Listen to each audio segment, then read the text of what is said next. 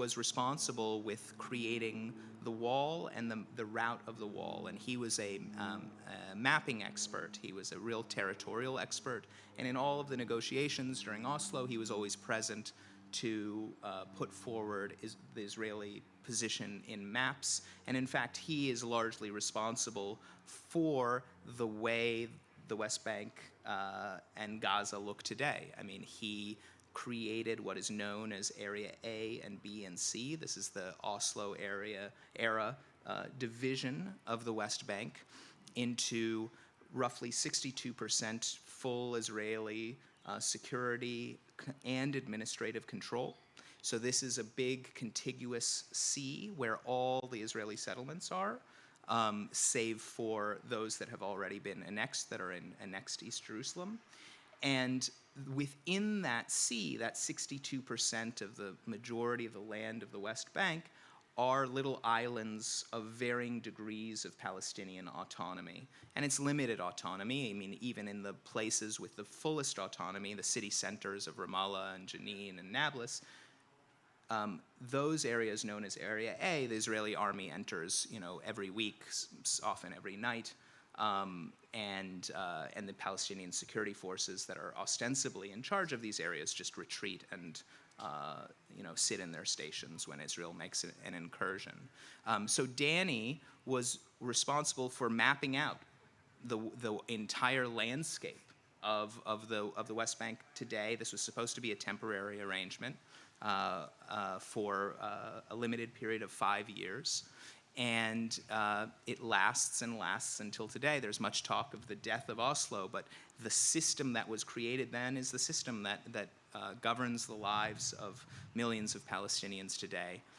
And Danny himself is a settler. He lives, in fact, on a settlement, Kfar Adumim, that is one of several settlements that's built on the land of Anata, of Abed's town.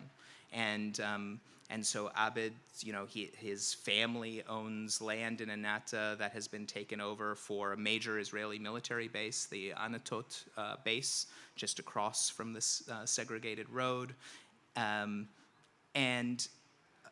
Danny considers himself to be a peacemaker. He was involved in all of these negotiations. He genuinely wants there to be peace. If you ask me, the terms on which he wants that peace are both unfair and highly unrealistic, but in his own mind, he is a peacemaker, and he's trying to do his best to reduce the friction of the occupation, to make it lighter for Israel and for Palestinians as well, in his telling. It's interesting, apart from just imagine that horrific scene of children burnt in a bus and no one there to help except for the passers-by who don't really know what to do or whose children these are or where to take them, which makes us all sort of pause. This is not an easy book to read, can I say? You need to keep stopping, but it's definitely worth it. And I was just thinking when you said that about the trauma of the Israeli paramedic, and then there's the trauma of all the characters, all the people here on both sides. And those of you who've been to Israel or have families there, I think you'll understand this. It's actually a very small place. And so whenever anything happens, it's like ripples in a pond, and whatever happens sort of shakes everyone because they've already been shaken so many times before. Don't you think? It's kind of like, so the whole country is very raw all the time, yes. I think. Anyway, we thought that it would be great if Nathan could read a little bit from the book, and you're going to read a bit that talks about two of the people at the scene, Huda, who's a Palestinian doctor, and Salem, who is a bystander who becomes a bit of a heroic rescuer. So I'll let Nathan read that. The one other character who is mentioned in this passage is named Ula, and she, along with Salem, was another heroic rescuer. She was a teacher of this class who was on the bus.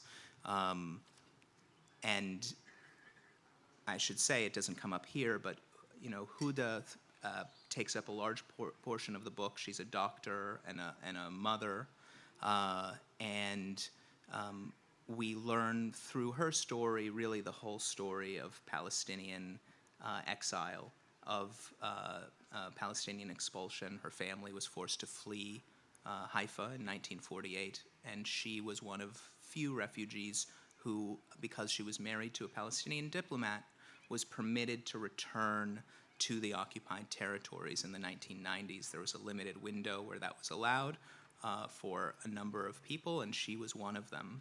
And through her story, to speak of tragedy, you know, we learn what it is for a mother to raise boys in this environment where they're harassed regularly by soldiers outside their school. And she lives in terror, knowing that one night the soldiers are going to come, as they did at 1:30 in the morning, and bang on the door and tell her, we've come for Hadi, her adolescent son. And they take her son, and they refuse to tell her what he's being charged with, where they're taking him.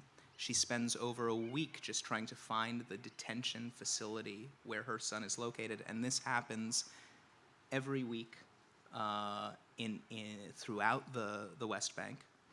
And you know, Huda is an example of this trauma of every parent living in utter fear that this could be the night where I'm powerless to protect my own children against this army that's going to come and take them. Just before you read, yeah, I was going to ask you about that after the reading. The story of Huda, so her 16-year-old boy, I mean, anyone who's had a 16-year-old boy, one day he goes and throws a stone at some soldiers, and he ends up in prison. And actually the quote is, you say, the book says, Huda says it was the worst year and a half of her life, and how it opened her eyes to a hidden universe of suffering that touched nearly every Palestinian home. And then you say, you tell us, 40% of all men and boys, all Palestinian men and boys, have been imprisoned at one time or another since the occupation began. 40%. And there's a thought, I think this is also from Huda, I'm not sure if it's Huda or you, you don't really have an author's voice here.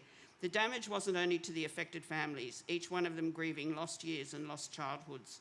It was to the whole society, to every mother, father and grandparent, all of whom knew or would come to learn that they were powerless to protect their children.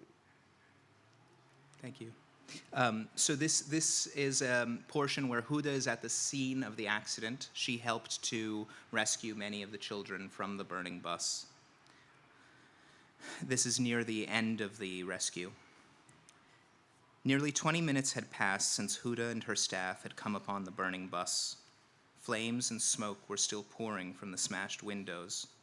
Huda's driver, Abu Faraj, was directing traffic, keeping an open path for the evacuees and telling drivers of oncoming cars to turn back. The crowd had grown so large that Huda could no longer see the driver and the teacher she and Salim had pulled from the front of the bus. She was focused on the children, gently carrying them with one of the UN nurses to the cars that had stopped at the accident site. Many of the drivers had volunteered to transport the burn victims and stood ready to race to the nearest accessible hospital, which, for most of them, was in Ramallah. The hospitals in Jerusalem were far better, but only those with blue IDs could reach them. A few of the drivers did have blue IDs, and some took off in the direction of Hadassah Hospital at Mount Scopus in Jerusalem. The majority, those with green IDs, went in the opposite direction, along the flooded road to Ramallah. Nearly all the children had been brought off the bus when Salim, who had by now gone in and out of the flames several times, saw that Ula, the teacher and his partner in the rescue, was trapped beneath a front seat and her leg was burning. But by the time he got to her, it was too late. She was gone. He carried Ula from the bus and placed her on the ground. Her nephew, Sadi, watched in the rain while a man covered her with his coat. In all of this, Salim had felt nothing, not even as someone in the crowd grabbed at his arm and pinched him. One of Huda's nurses yelled to him that his jacket was on fire. He shouted back that it was not. The nurse put it out as he went to climb back into the bus. The few children still inside were no longer alive. The last boy Salim pulled out was facing down, crouched behind the frame of a seat. He was still wearing a backpack, which Salim held to pick the boy up. Stepping out of the bus for the final time, Salim broke out weeping, shouting that he should have saved more. Somehow, not a hair on his head was burned. Abu Faraj stood unmoving, in shock, as if mesmerized by the flames. Huda turned to the nurse beside her and saw that her face was black and streaked by rain. She realized she must look the same. They were soaked and bone-weary, and there was nothing more for them to do. When a Palestinian ambulance finally arrived, most of the injured children had already been evacuated. Huda didn't even notice it. The bus was still crackling with flames, and there was much shouting and commotion. Not a single firefighter, police officer, or soldier had come. Huda wanted to follow the children. She found her team, and they returned to the UNRWA van.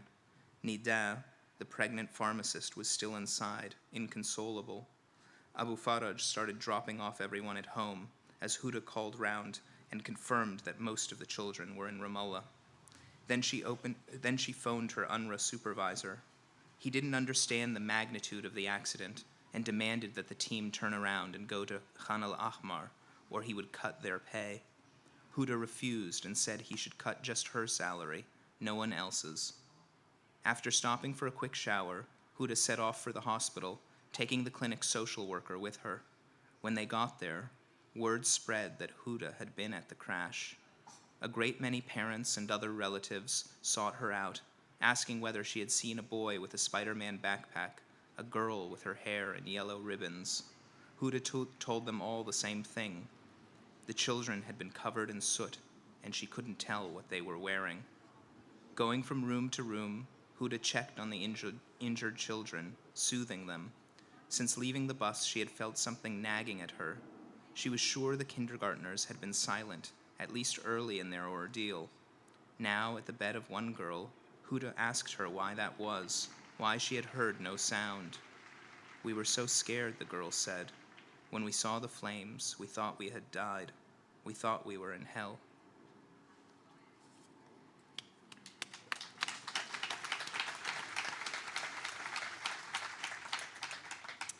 And Salim, too, becomes another victim of this accident in a different and heartbreaking way. Yes.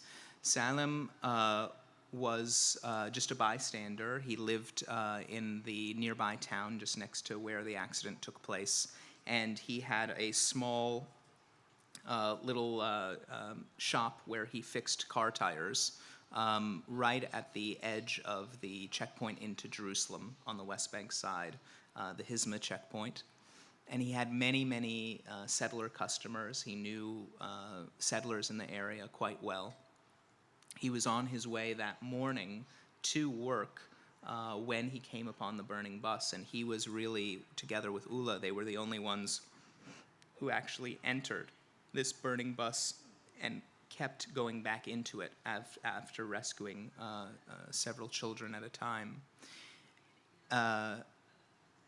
Salim, had basically a mental breakdown at the end of all of this, and he started to scream at anyone in uniform, whether Palestinian or Israeli, who he saw, and started shouting at them and telling them, "You killed these children. You took far too long to come, and you are responsible for their deaths."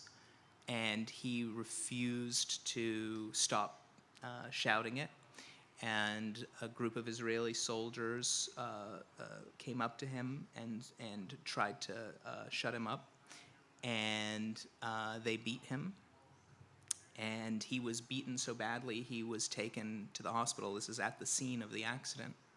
And spent 10 days in the Ramallah hospital, recovering from his wounds. And by the time he came back to work, this was something I couldn't actually, just to keep the book and the narrative tight, I couldn't put in the book, but he was visited by an ununiformed member of the Israeli intelligence services who came to him at his tire shop and tried to get him to say that he had been attempting to harm the soldiers, because he had brought a case. He hired a lawyer and he brought a case against the army for beating him, and this guy was in Arabic praising him and saying what a hero you were. You almost got them. And fortunately, his neighbor, who had a shop adjacent to his, warned him as this man came out of the car that he had seen him flick some kind of device at his hip, which the man thought was a recorder. And so Salim said, "I know your intelligence, and I was not. Didn't try and kill anybody." And in the end, he got a small a pittance from the army for the beating. And this is exactly what we're seeing today a million times over, isn't it? I mean, on both sides. The anger, the pain, the hurt, which leads to, almost a nervous breakdown. And then the control of narrative. Let's talk about the present. There's a lot of talk now about the day after, if there is a day after, 1 state, 2 states, religious extremists in the government calling for mass expulsions. How do you see the day after? And do you think that October 7 and the war in Gaza have been or will be a game changer? So my own views on this have shifted since October 7th. In the beginning, I felt that there was a potential for this to have been a game changer because it really is unprecedented. It's an enormous event in the history of Israel-Palestine. And many people were drawing parallels to the 1973 war, which most Israelis would say was the precursor to signing a peace agreement with Egypt. And so I guess I had a more optimistic view that actually there would be a realization that the price of occupation, while, for the most part in everybody's daily lives in Tel Aviv, every Israeli's daily life in Tel Aviv, you don't really feel it, and you don't see it, and it's so easy to ignore. There's a couple-year window where your child is maybe serving in the occupied territories and comes home for dinner on Friday nights, and probably you don't talk about it. But aside from that, you really just don't feel it at all. You live a life that feels like Adelaide in Tel Aviv. And this was such a shock to ordinary Israelis that I thought, it maybe had the capacity to lead to real change. And I saw also from the U.S. government that there was a new intention to really not just to ignore this issue, which was their policy prior to October 7th, but to try and to do something and say that, the cost of this was too high, and now there's all this talk of that they unilaterally recognize a Palestinian state and put forward a plan for 2 states in coordination with some of allies. Anyway, I saw all those possibilities early on after October 7th, and as with each passing day, I think that it's less and less likely that that real significant change will come of this. I do think it's possible the U.S. will do something along those lines. We'll do a recognition of a Palestinian state, but it will be rhetorical. It won't have. It will have certain legal consequences, but it won't really change the situation on the ground. And yes, there was all of this talk of how transformational this event was, and the scale of this Gaza war, and how it's shifted global public opinion. But I think that, again, with every passing day, I think it's more and more likely that this will just be remembered as a massive attack and a massive war, but basically just like what we'd had in the past on a bigger scale, just bloodier. But I mean, you've written that the real reason that there hasn't been peace so far is that the alternative to peace hasn't really been worth it for Israel. Like, what they might have to give up in order to have that peace was too much, and it was better to just maintain the status quo, as they call it, mowing the grass every 5 or 6 years, as you referred to, with a small war in Gaza. Is it possible now to go back to the status quo? I mean, it's starting to look like it's not. Gaza has been destroyed. There's nowhere for people to live, nowhere for them to go. I mean, is it going to go back to something much different from what was there before? And how can Israelis, and you can really understand this, ever feel safe moving back to those areas where those settlements were? Yeah. So I think you're right. Gaza is destroyed, and the vast majority of Gazans are now displaced within Gaza, and they don't have homes to return to. I mean, it's literally, Dresden scale destruction. So Gaza will not return to what it was, of course. But I don't think Israel believes it can get away with expelling Palestinians from Gaza into Sinai. I don't think Israel wants to directly administer Gaza. I think that they want to find some kind of a solution that would involve them, again, controlling it from the outside, as they did before, maybe with a new buffer zone where they'd control part of the territory within, too. And the problem is that they have all of these notions that they'll have Arab states come in with a multinational force, or they'd have local compliant leaders who will do, whatever they tell them to do and run the place for them. And I think those are all fantasies. I think that realistically what their options are is that it will be Hamas de facto control of Gaza, whether there's a fig leaf of some other kind of government or not. Hamas would be the de facto power, or Israeli occupation with direct administration. So I think those are really the realistic options, and probably it would go toward Hamas de facto control, because Israel regards it as too costly to continue to occupy it. That's why they left in the first place. But in terms of the greater system, I do think that status quo is very robust. And you alluded to my first book. I mean, what Israel's policy is, it's rational. That's the problem, is nobody has created a rational path for them to say, actually, two states would be, less costly for us, would be the better option. The attitude of all of these U.S. administrations has always been, okay, there are some Israelis who are, religiously committed to controlling all the land at any cost, but they're not the majority of Israelis. Maybe in the future they will be, but today they're not. And if you ask, if for the majority of Israelis, if you really forced a choice, you put a gun to Israel's head and you said, give the Palestinians sovereignty or citizenship, those are your choices, then most Israelis would choose to give them sovereignty, because the bottom line is they want to have a Jewish demographic majority.